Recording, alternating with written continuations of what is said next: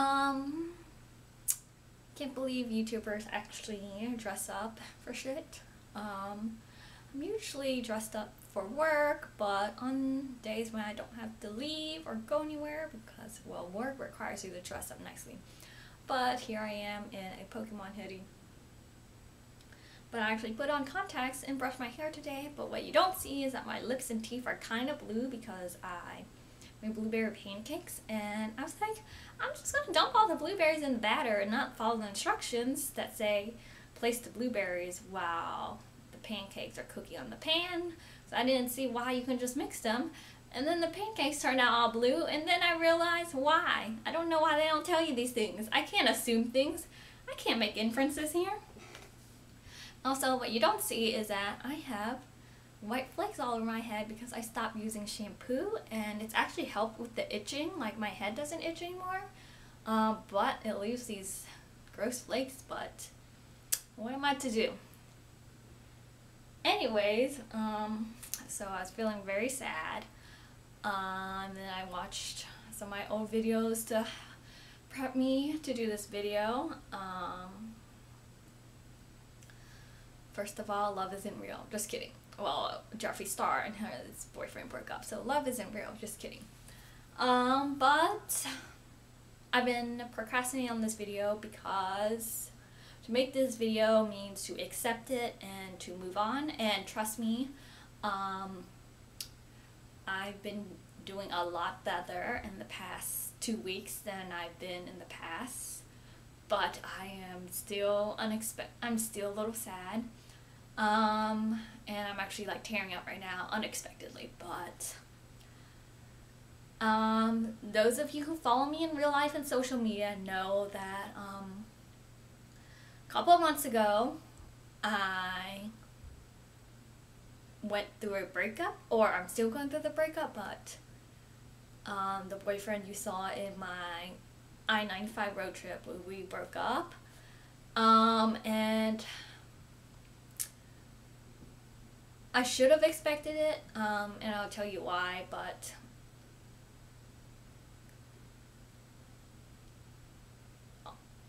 at the same time I still held on to this idea because I was so happy that this was going to last forever.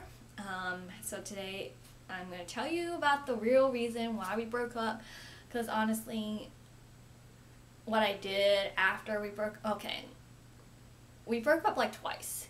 But like after the final time, it's like what I did was kind of cruel, and it was like my way of healing and like my way of rationalizing the breakup, but it was cruel, and I really don't want to paint him as a villain because he's not. Like, the 5 months we were together was like some of the happiest, like the happiest 5 months of my life or whatever, but I think what he did back in response, I think he did that, like, I have no idea because we cut off communication, but I think because of my cruel action, he responded in a cruel way as well. Like, there's no way of telling, but I think there has to be, like, someone must have shared what I shared to him, because we had blocked I blocked him on social media. So what he did was kind of cruel, and I'm not going to say what he did. But basically, it really hurt what he did, and my therapist called what he said cruel, but then I was like, oh, I kind of did something cruel too, and now I'm just rambling, but yeah, what he did really hurt me, but I'm sure I hurt him too with what I said. But anyways, so the real reason we broke up, so okay, like I mentioned, we broke up twice. The first time it was unexpected because he had just visited like a couple days before, and then like he called me and we were talking on the phone. I mean, we talked every day on the phone, and he called me and he was like, do you really not want to have kids? And that's when I knew it was going to end. Because I didn't want to have kids. I realized I didn't want to have kids, and he didn't want to force me to do something that wasn't in line with my morals, because I think it is immoral to have kids, that life is suffering and you shouldn't have kids, but that's another video. But he really didn't want me to do something I didn't want to do, which is very, like, that's a great thing for a guy to do. It just hurt. So we broke up then, but then he like still wanted to be friends, and then like I wasn't getting over the breakup, and I thought it was dumb how we couldn't talk still. I couldn't let go, so like, and it was like both of us, so like after a couple of days of silence, like we like both like continued talking to each other, which was really bad idea on our part, on both of our parts, but we were still talking to each other. And this is why I was like, the whole post breakup was messed up, because like we were still talking to each other, we were still like acting like a couple, and yeah, we were definitely doing coupley things, like, and then he had well, this goes into the second breakup. The second breakup happened, so I noticed like, it was really sad because it was like on my 24th, I mean on the 24th, but on my 26th birthday, like he had been kind of distant, and I thought it was because like his friend was with him and his family was visiting, so I like gave him space, and then like I just like went on Bumble and realized that his location updated, and I like confronted him and asked him about it, like, and he called me back the next day, and like he didn't wish me happy birthday, which kind of sucked because we were talking about how like he wishes, like I was like, I wish you were here, and he was like, I wish I was there to celebrate your birthday too. And then like it was kind of it was really shitty, but like basically I found out that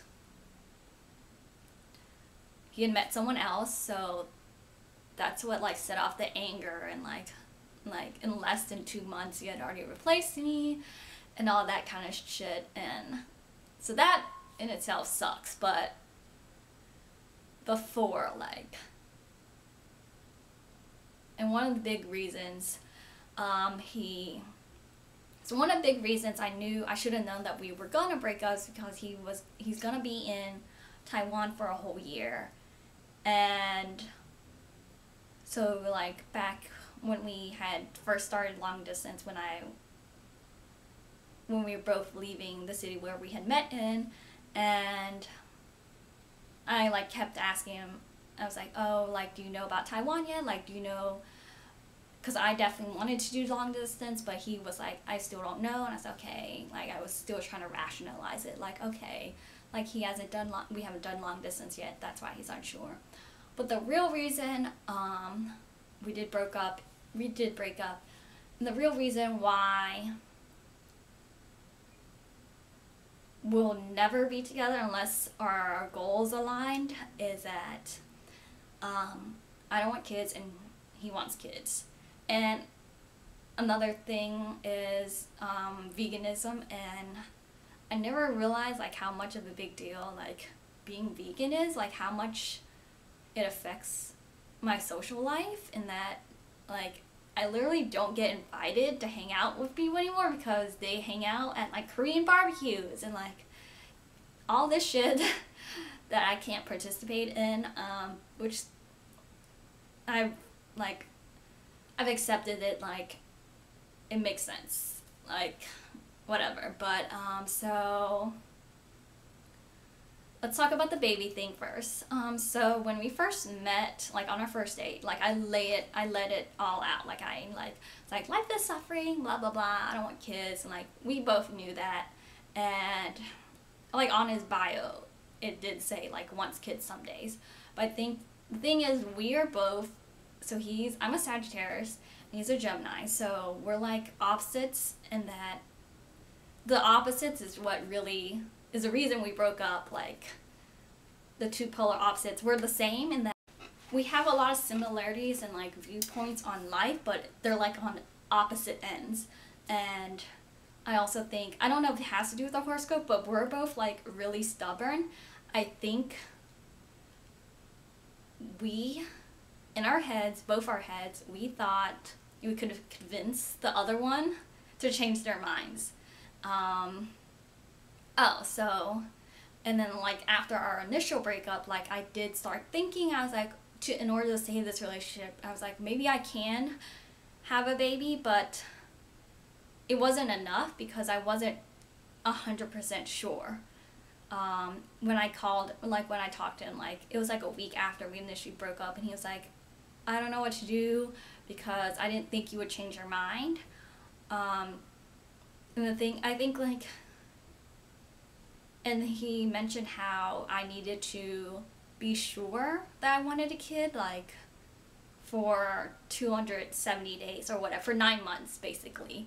And it was, I think, and I couldn't do that. Like I'd go like 1 or 2 days, like max 1 week or even less of wanting a baby. Then I wouldn't because of my career as a teacher. Like I saw like what children go through, and like, and I have fears of being a bad parent, and like there's so many unknowns aside from the whole like bringing a child into this world of suffering thing that you can't control for. And then like I was like, and then I think one of our last conversation was like, I'm like okay with my bloodline ending here, and he wasn't. So in the end, that's why we broke up, and we both knew it from the beginning. We even had a conversation about it before we went to bed, and it was like, and I knew that it was gonna, in the end,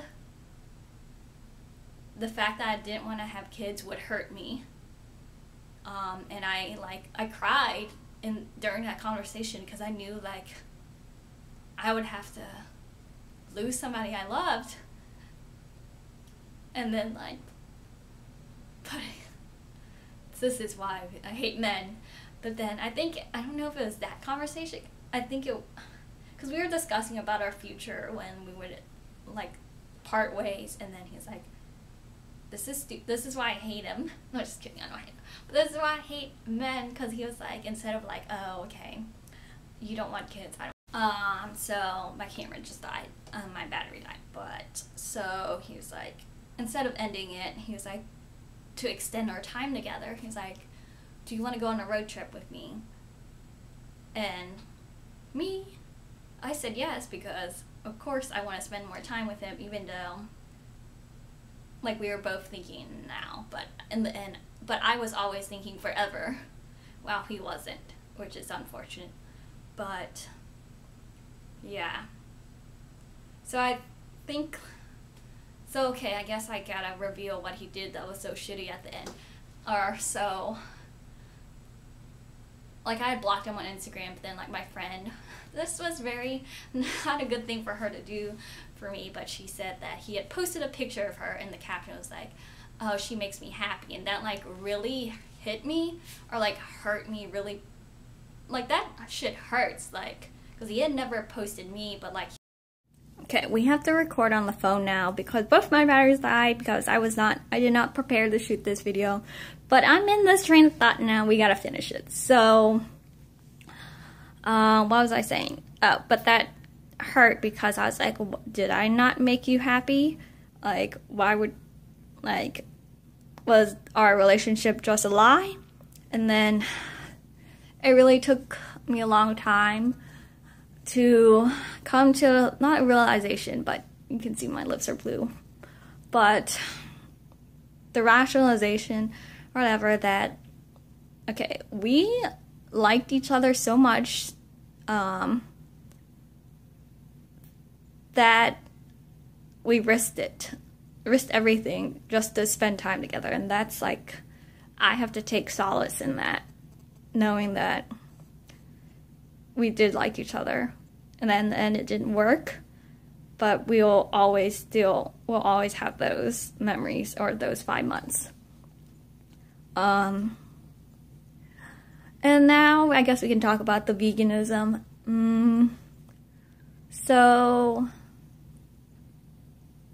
it really wasn't a problem because he would eat, like, unlike my previous fake relationship, like, he actually, like, ate the food I cooked, and, like, he was, like, this is his own fault. Like, he was the one who was like, oh, like, we went to a barbecue, and I expected him to, like, eat the meat and whatever non-vegan thing they were cooking, but he was like, oh, and then he ended up not eating any meat at all, which surprised me. And then he was like, someone asked him, are you vegan too? And he's like, I'm vegan when I'm with her. And that, like, was really sweet. And, like, but he put that on him, okay? I never, like, made him, like, not told him he couldn't eat meat when he was with me.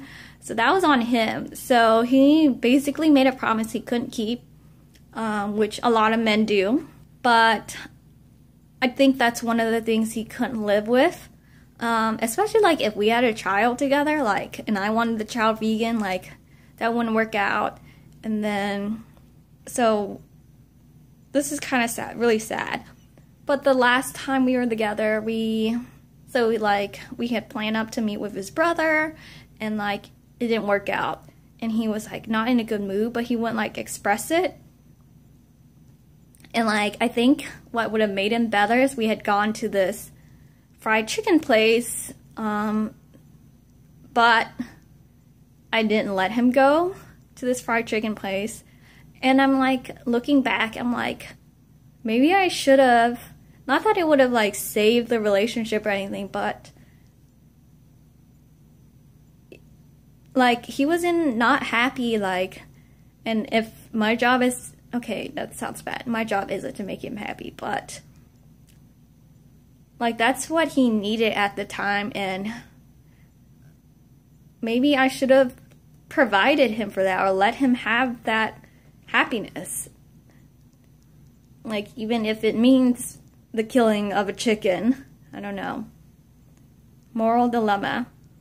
But, and then, like, we had like, some food later that night, and the next morning, or the next day, he, like, had suffered, he told me, like, he had diarrhea the whole day, and I was like, is it really, and he, like, attributed it to the food we had the night before that was vegan, and, like, I was, like, kind of gaslighting him, which is, like, really bad, but not really, because I was like, what? Because I couldn't, like, I didn't want veganism to have a bad name. So I was like, are you sure it wasn't from, like, the meat you ate before? Because I, like, I'm fine. So that was, like, you can see, like, glimmers of, like, the veganism and, like, putting a, what's it called, in our relationship. And also, so, like, he eventually started hunting, and, like, which, I, like, this was, like, after our initial, well, he started hunting, but then, like, after our initial breakup, like, it was really, like, he was really into it then. And then, like, I even looked, because I still thought we would be together, like, I was like, we could make this work. I looked up, like, there were, like, hunters who are in relationships with vegans, so it could work out, and that hunting is different, that it's like you're killing the animal itself, and it's not corporate, it's not factory farming, which is, like, the worst. And he couldn't, and I was the one who was, like, okay with it, because I really wanted the relationship to work, because I think we talked about it, he's like, I think I could live with, like, hunting, and, like, that would be the only meat I ate. So that's what the vegans and hunters in the Reddit posts or whatever say, like, the hunters eat everything else vegan, but they eat the meat they kill themselves. But I don't think I ever fully accepted the fact that he was hunting or killing animals with guns. So, which like, my rational mind, like, should say that if we were to continue this relationship, like, you were gonna break up with him yourself, like, so why are you sad? But I am sad because I guess it is a power dynamic, in that, like, I wasn't the one to end it. Technically, I did end it because I was like, oh, I don't want a baby. Does this mean we're breaking up? But I think, yeah. So that's the real reason we broke up. So now moving forward, I mean, making this video is already making me feel better because I don't have friends, and like talking to the camera is like my only way of like socializing. And what was I saying? And like we used to like do hauls together, and like basically when we were talking to each other every day, it was like basically like me talking to a camera right now. So now like I'm gonna do a haul. Like I can't believe I had the energy back then to like do hauls and shit, but I have some stuff. It's been 2 years since I've done a type of haul video, so we got some stuff. Obviously not a lot because I'm not a crazy consumerist girl, but we got some stuff for hauls. Hopefully I'll get to. And then my advice moving forward. So I recently read, so I saw a tweet by Lane Moore, and she talked about her book. So I bought her book on Amazon, and I read on Kindle, and I read it. I loved it. It's like my new favorite book, and it's really good. It like helped me like realize that, hey, like, because she's like basically described my life in that she's like ever since she was little she's been obsessed with relationships, like, and like that's literally me, like romantic relationships, like, and friendships, because she grew up in a household with absent parents. And while I did have absent parents, I had parents, but they were absent emotionally, I think. I'm starting to believe, or starting to realize. So I really connected with her, and she was like, it's okay to be alone and all that ish. But I think she still believes in soulmates, while I'm starting to not believe in soulmates. I think I used to believe there was one soulmate for everyone. Now I don't believe that. I believe that soulmates are the people you, like, so I've been with my soulmates already. Like, these people were meant to, for some reason or another, they were meant to be in my life. Like, I fell in love with them, and that's enough. Like, I think I fall in love twice. That was one of my life goals. Like, I've done it. I don't need to do it again. Also, so I think people who believe in soulmates are people who, or that one soulmate for everyone, are people who like fell in love the first time and they're still with that person. That's why they still believe in soulmates, because they never had to break up with that person they fell in love with. So they're privileged in that way.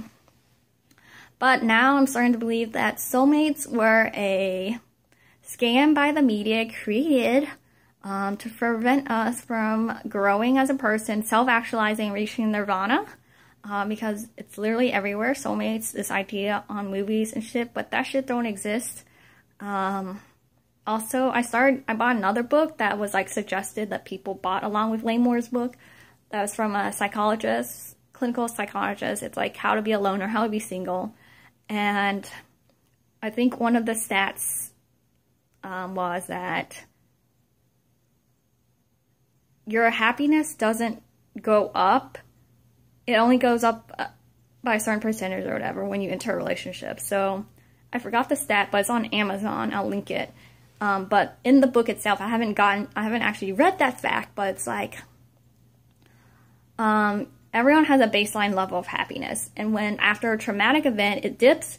After a happy event, it increases. But at the end, not in the end, but eventually, it reverts to that baseline level of happiness. So being in a relationship or being married, like having that one person in your life, like doesn't make you happy.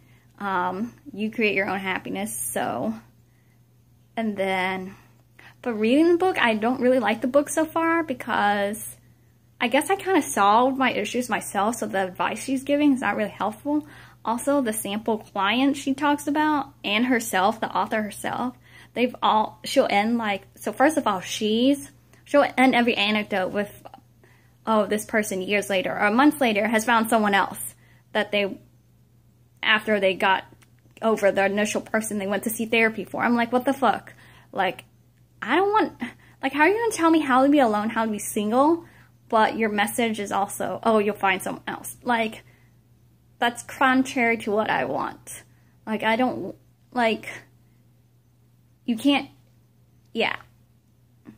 So, to end it all, this video is like 30 minutes now. This is gonna be like, I can't believe YouTubers make these videos and people actually watch them.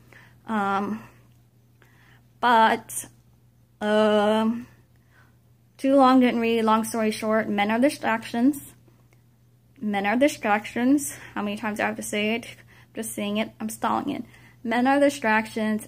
Focus on yourself. Honestly, like throughout high school, I was killing it. Like yearbook editor, I made the whole yearbook by myself. I got into my dream school. Like throughout college, like all that shit. Like I didn't have a man like creating this YouTube channel, doing all that stuff. Like I didn't need a man. Like you can do so much without a man, without another person. And they are really just distractions from you finding your true happiness. And yeah, those 5 months were amazing, but like once the relationship ended, I was back at square one. Like I was depressed before I met him, and then like after the relationship ended, I became depressed again. So he was like one big distraction. He was a good distraction, but what I'm saying is like men are distractions from everything. But yeah. Men are distractions. Okay. So I hope you now know the real reason we broke up. And yeah, 'cause, yeah. Bye.